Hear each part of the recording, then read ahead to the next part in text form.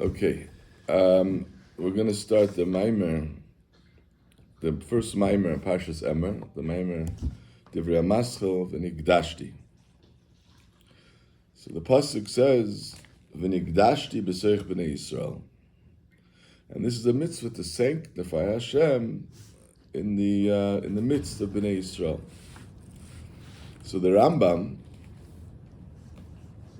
says, and I'm reading from the Tzemach Tzedek in Derech Mitzvosecha brings the lashon of the Rambam.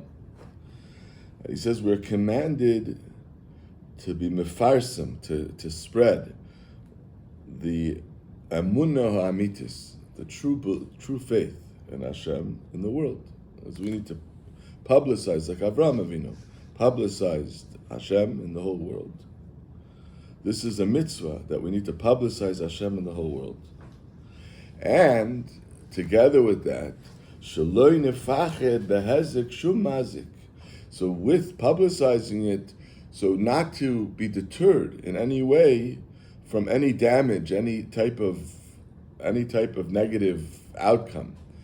But we need to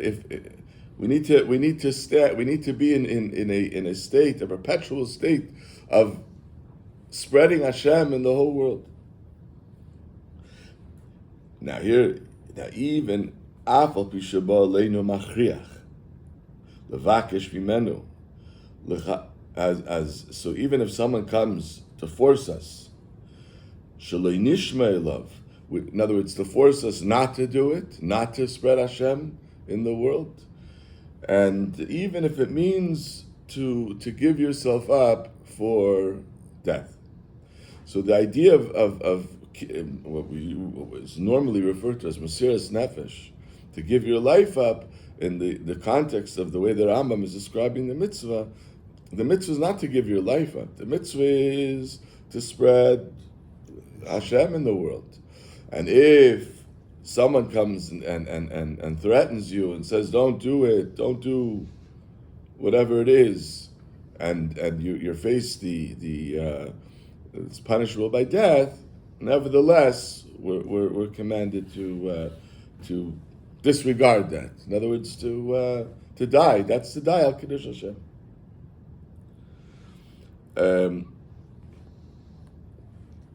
So this is the mitzvah of Kiddush Hashem. This is what the Rambam says on the pasuk ונקדשתי.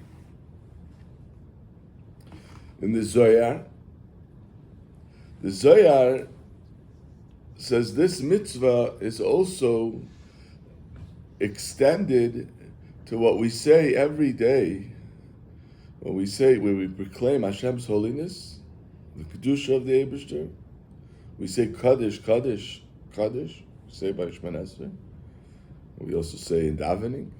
This proclamation of kedusha is also connected with this mitzvah of ונקדשתי. The difference is that, but the mitzvah that the Rambam says, that's more it connected with B'Poel Mamish in a physical, it's in a physical sense. The mitzvah of proclaiming kedusha of the Eibishter, that's in a more we're potentially prepared and proclaiming Hashem's holiness. That's what we're doing, similar to what it says by Ne'ilah, by the Shalah Kaddish. We say Shema Yisrael, right? So it's always announced Shema Yisrael, that Hashem Elokeinu Hashem Echad, that one should think about the fact that he's ready to give himself over to Hashem completely in a physical sense. Well, it's even with death. To be Meiser Nefesh, right? To give over his life to Hashem.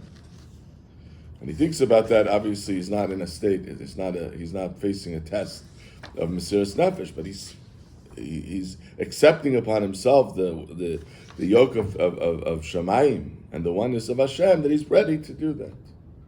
So similar. The Zohar says ונקדשתי is the mitzvah of proclaiming Kedusha to Hashem.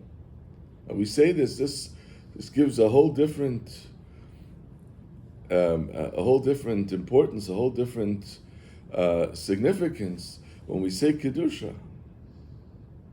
We rattle it off, Kaddish, Kaddish, Kaddish. The Chazan saying, this is what we're saying. We're saying Kedusha. We stop, we put our feet together, we think about it. This is what we're saying. We're preparing ourselves, we're ready to proclaiming Hashem's holiness means that no matter what. Okay? So I just quoted that's a Tzemach Tzedek in Derech Mitzvah explains this pasuk, which is that's the depth, the mitzvah of this pasuk that we see in this parsha.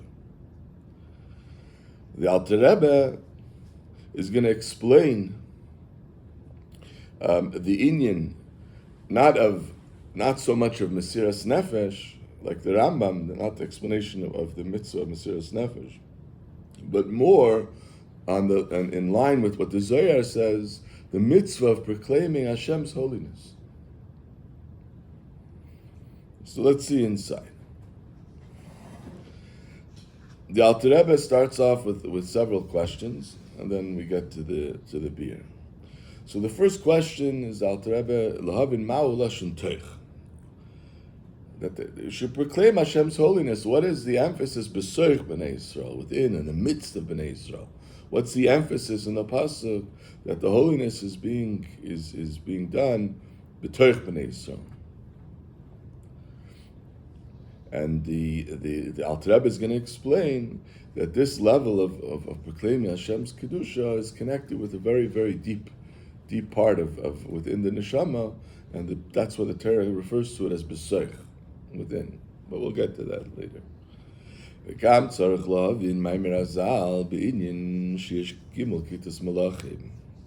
Also, another thing we need to understand is what it says. The Gemara says that there are three groups of angels.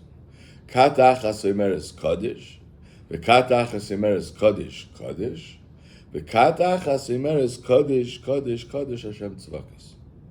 So there are Kedisa B'chulin. So there are three groups of Malachim.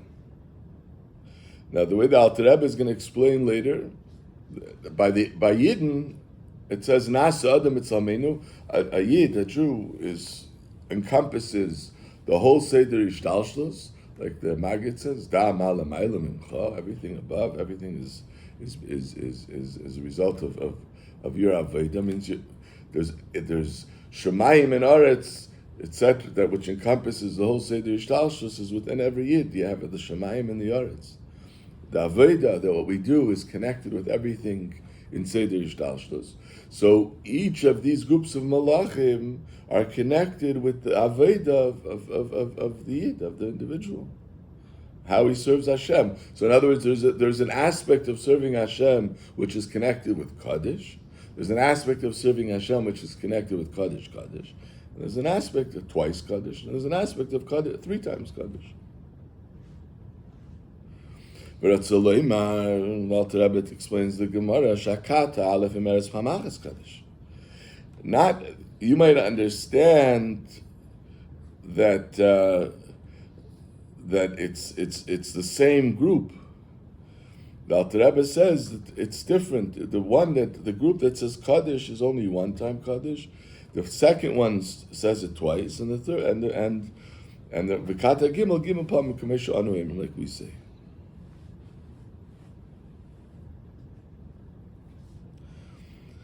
וגם צריך להבין מה שכתוב בנזיר, גם כן לשון קודש, כמו שכתוב קודש יהיה גדל פרע. Another question the Alter Rebbe says we need to understand why it says, it's not connected with our parsha, but it's connected. We're talking about the idea of Kaddish. So why does it describe this the hair of a Nazir? It calls it Kaddish, that his hair should be Kaddish. Why you don't say 6 times Kaddish? 1 time for the Kaddish for the one group, 2 times for the second group, and 3 times for the third group.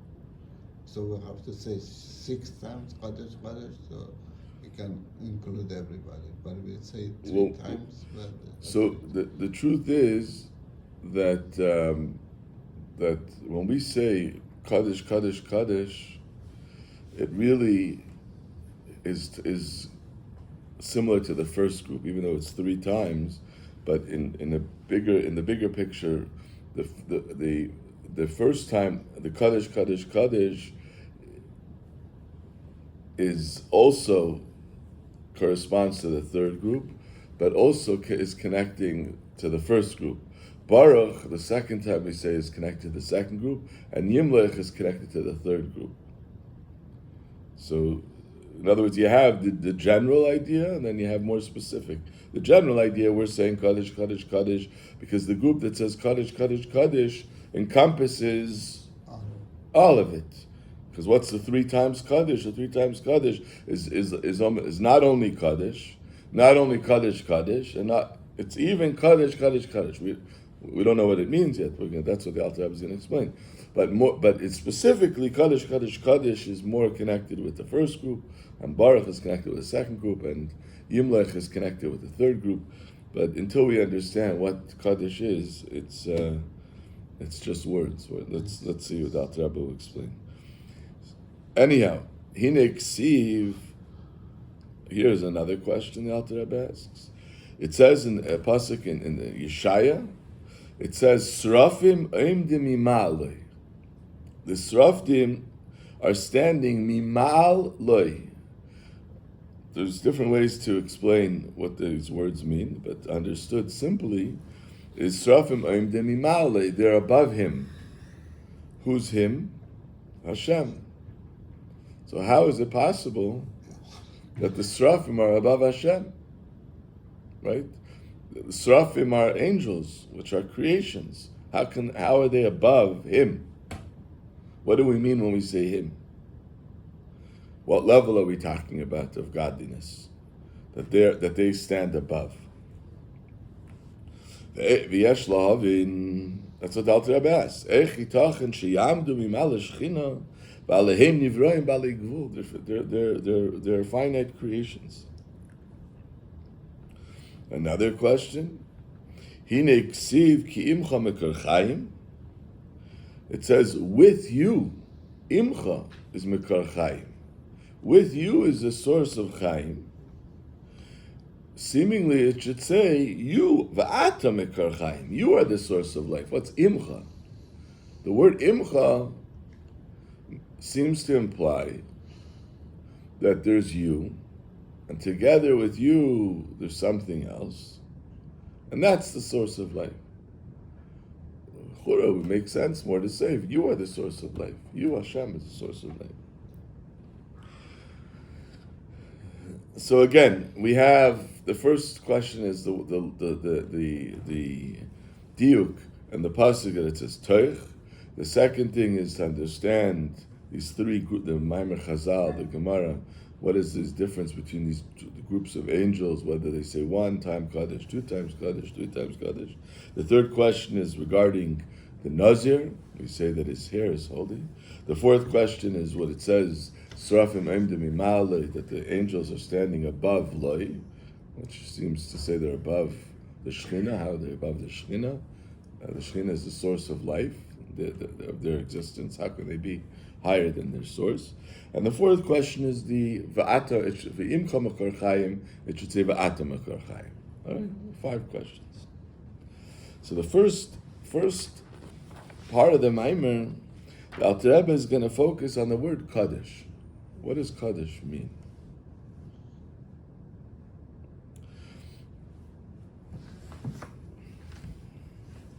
So v'yuvin kol zeh b'hagdim lahavin pirush v'inyin Kaddish. So the word Kaddish, as the Alter Rebbe says right away, Dihine Kaddish pirushay muvdal. Kaddish means to be separate. Kaddish means to be separate, or you could say it's transcendent. It's removed. What's the difference between Kodesh and Chol? You have the days of the week. Then you have Shabbos Kodesh. Shabbos is separate from the days of the week. Shabbos is holy. Shabbos we don't do work on Shabbos. That's what Kaddish is moved. Dahainu, but it's much deeper than that. Dahainu, the Alter Rebbe explains, K'meshekos v'ani avaya l'shanisi, she'ein shum shini atzli yizbara ben keina b'yisrael m'achash nivra. When we say Kaddish, we mean to imply the idea that Hashem is not, there's no change by Hashem, which is something which we cannot understand in logically. Logically, if you have a mashpia, a teacher, and you have a student, so either the teacher is being mashpia to the student, he's teaching him, and if he's teaching him, so now he's engaged and involved in giving the hashpah, the influence to the student, and while he's doing that, he's not his mind is occupied, and he has to tailor the ideas that he's sharing that the student should be able to receive, or he's not engaged with the student. But to say that he's engaged with the student and at the same time he's not engaged, that's not we can't grasp something like that. Either he is engaged or he's not engaged. By the Eibishter, we're saying Kaddish, not that he's not engaged, because then if he's not engaged, so then it's not something unique by the Eibishter. If one entity is not engaged with another entity, so he's separate from it. He's not. We don't have to say Kaddish. It's not. We would not think at all that it is connected. One is not connected with the other. Kaddish that's how the Alter Rebbe is explaining. Kaddish means that from one side we're saying it is connected, from the other side it remains unconnected. It baffles the mind. I mean, you can't even. It's hard to even say it. But that's what we mean when we say Kaddish. When we say Ani Hashem Lo Nisi, that there's no change, we mean to say that the Eibishter, from one side, creates the world, but from the other side, there's no change. Means to say he's not. It doesn't define him at all. So it doesn't define him. There's no difference between before the world was created and after the world was created. If you take, for example, Seichel and Midas, so Seichel and Midas is Ila and Alul, we say. It's cause and effect. So what does it mean it's a cause and effect? That first we understand it, and we understand what that which we understand about whatever it may be, that it's good. And when we understand that it's good, so now it influences the heart because it's good. So now it draws the heart, there's an emotional draw to that which you understand is good. So it's the cause is the seichel, the idea, the grasp, the understanding, and now that's influencing the midah, that's influencing the emotion. So now the emotion is drawn to that which he understands is good. So that's an example where it is affected. The ilah is now it goes from its understanding to it influences the heart, it influences the emotion. But to say that from one side it influences the emotion, but from the other side it still remains separate, that doesn't make sense. That's in other words, it defies logic. That's what I mean, Kaddish. Kaddish means the Eibishter remains transcendent. He's not affected. he's not defined by that. You can say process is not completed yet. Huh? The process is not complete yet. When, The process is not complete? not complete because still we have to go so many high level more. when we started with the something and it goes to the heart and then the heart motion and go to another level. It's not finished. Good. That's something else. There's a process of serving Hashem, and even when it is an emotion, and then you have to bring it into action. Yeah, that's true. But we're not. That's a different. There's different levels over here. We're saying we're not talking about all the different levels of the process. Over here, we're talking about the fact that the Eibishter, when he gives life to the world, but at the same time, he's not. We say there's no change. When we say there's no change, meaning to say he's not. It doesn't define him. He's not grasped in that, in the fact that he gives life to the world. We don't have. There's no mashal that we can give. The only mashal we have a mashal, for example, of the sun. The sun gives light. To the sun, it doesn't matter if the light is in a palace or if the light is in a dump, in a garbage dump. It doesn't make any difference to the sun, right? But the sun, the problem with the mashal with the sun is that it doesn't change the dump. The dump still remains a dump. Over here, we want to say that the something is being created. There's a creation. There's an existence. Something is being created and exists. But from the same time, it doesn't matter. And that meaning doesn't matter. It doesn't have any effect whatsoever on the source of that of who's giving that of who's creating. It's like the sun in the sense that only one part of the mashal is like the sun. Right? One part of it is like the sun. That it doesn't have, the sun is not being affected. So you could say the sun, you would say this concept of lo shanisi, that there's no change before and after, whether it's in the palace or whether it's in a garbage dump, it doesn't change the sun. The sun still remains a light, a shining, doesn't matter where the light goes. Okay? A mashal, like just to articulate a little bit this idea, but it falls short. We're talking about when we say Kaddish, that's what we're saying. We don't have the way to describe this.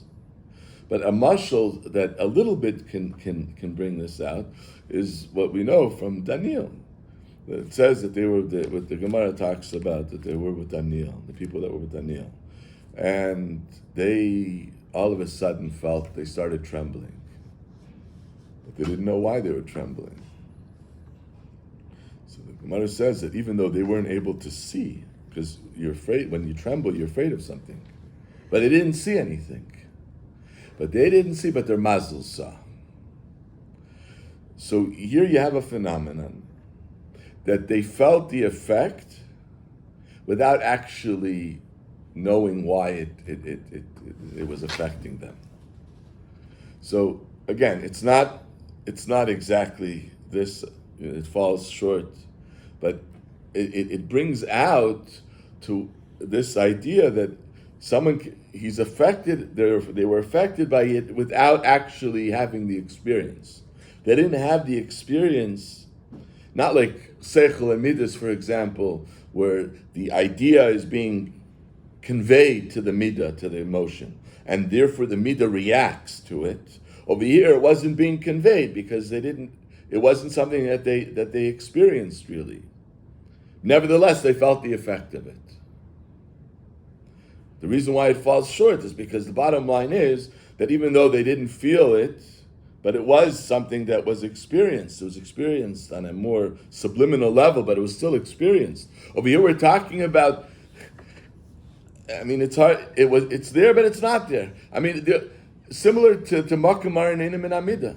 The place of the Aron, you measured it and you had the measurement, but then you had the measurement of the Aron, how the dimension of it. But when you measured from each side of the Aron to the wall, it was half of the room. So it means it didn't take up space. It took up space, but it didn't take up space. The Eibush is similar in that respect. Hashem created the world, but nevertheless, it's not.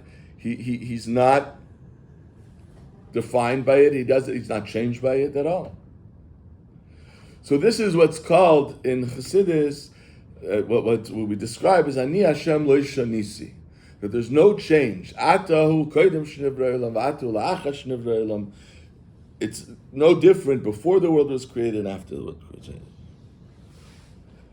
And the Alter Rebbe says, "V'ratzu lo imar she'ein shum shinui v'yispailas chas v'shalom etzlo yizbarach b'briyas ha'olam u'k'may shekos v'ani rishin v'ani achrin v'hainu lefi shu yizbarach muvdil mikol ha'olamis." That's muvdil means he's separate. Separate means transcendent. That's the idea of Kaddish. That's the idea of being transcendent. So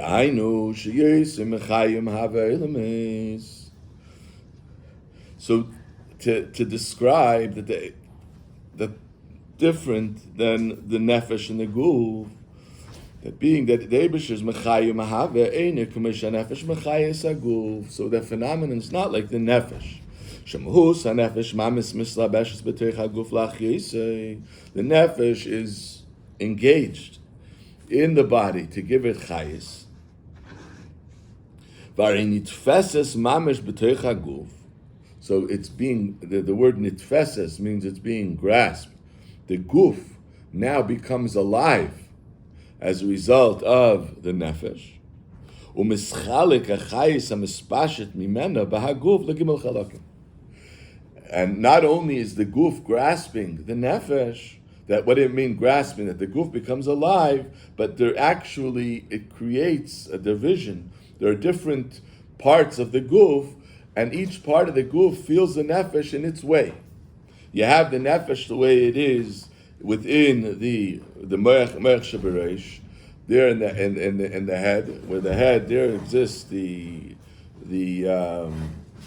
chushim, the intellect, the more subtle aspects of the person, and then you have the way the chayis is in the guf, in the body, which that is the emotions, which is less subtle than the way it is in the head, but more subtle than the way it is in the feet.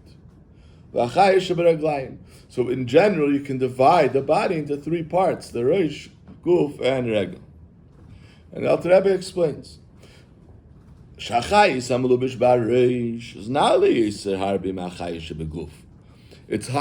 What do you mean it's higher? It's much more sensitive. Like you see clearly. That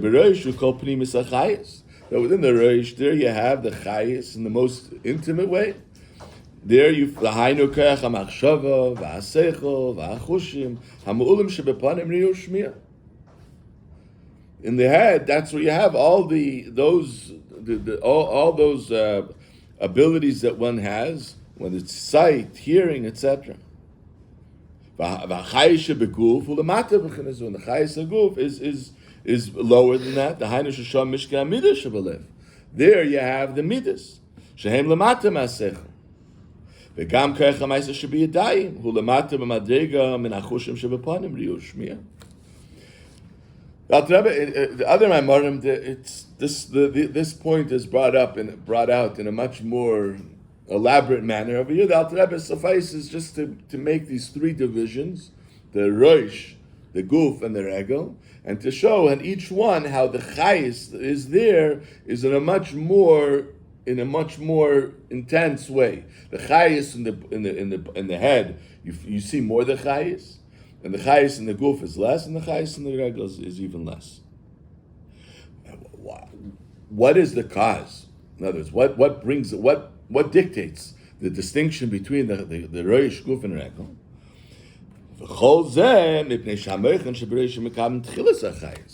So all of that is because of the chayis that is being received. So the chayis of the reish is receiving first, meaning it receives the deeper aspect of the chayis.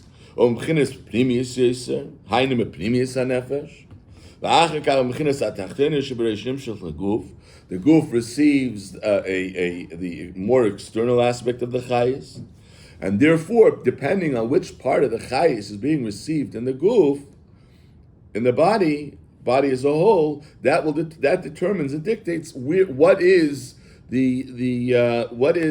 how much of the chayis is recognized in each aspect. So when you talk about the guf as a whole, not the guf as a second category, but the guf as a whole. So the chayis of the nefesh is recognized that the guf becomes alive.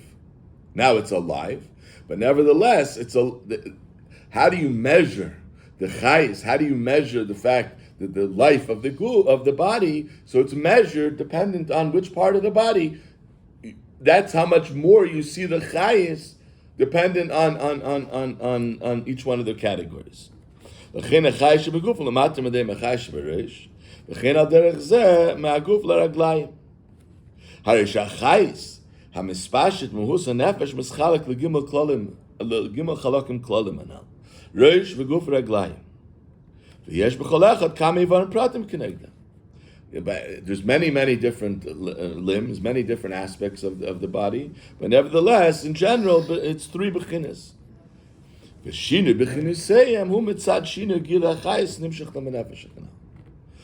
the difference between each one is, as we said, that's how much chayis is being revealed.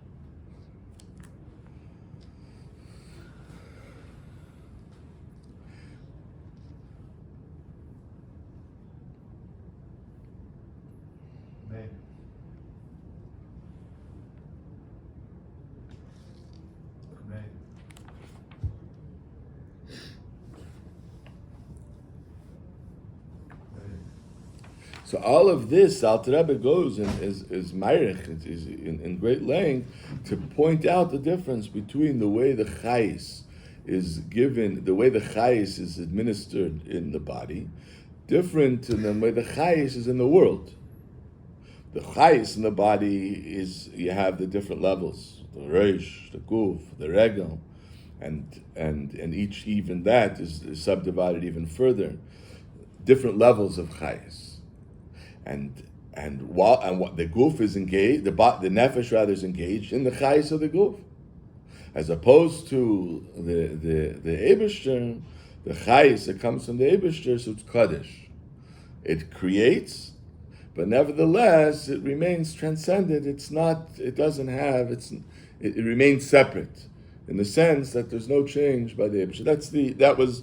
The Alter Rebbe ends that off at the end of this chapter.